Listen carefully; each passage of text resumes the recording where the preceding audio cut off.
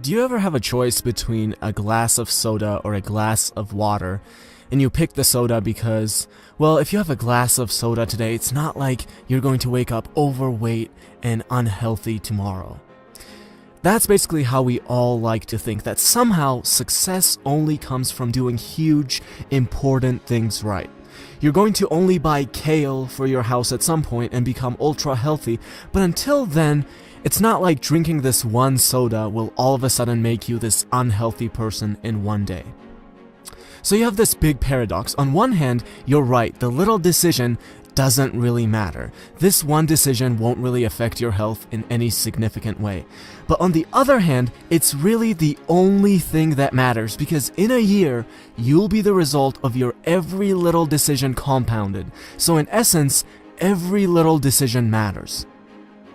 And these little things are easy to do. When you're on your lunch break tomorrow, you can make the choice to drink water instead of soda. Anyone is capable of doing that. But since it's easy to do, it's also easy not to do and just order the soda. But what if you decide to do this little thing right? You won't be any healthier the next day, but after a year of drinking water instead of soda every lunch, you would see huge health benefits from it.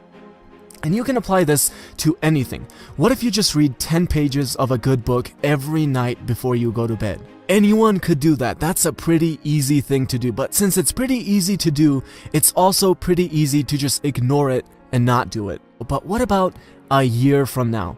That's like 15 books. 15 good books could literally turn you into a completely different person. What if you do this for 4 years at college while everyone else around you doesn't read the 10 pages? That's like 60 books. 60 good books could put you ahead of every single one of your friends, whether that be related to finances, relationships, or just overall happiness.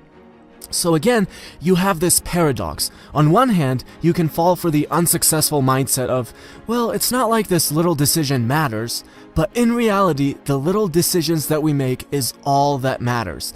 Every little decision of yours will be compounded at the end of the year, and who you are will be the result of it all. Now, here's the thing.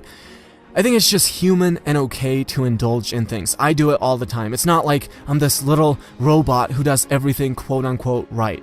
But I'm at least more aware of how I think about the little things. I have a vision of who I want to be in a year, and I ask myself with every little decision, is this going to move me closer to that person or not? I'm aware of it, and at least I try to align more of my little decisions with that vision. And the more I can answer yes, the more I realize that I'm closer to being that person at the end of the year. But the surprising realization for me has been how many times the answer is no. No, this isn't moving me to where I want to be in a year. And this is perhaps the most important lesson of the slight edge. A huge lesson of taking responsibility for where you are in your life.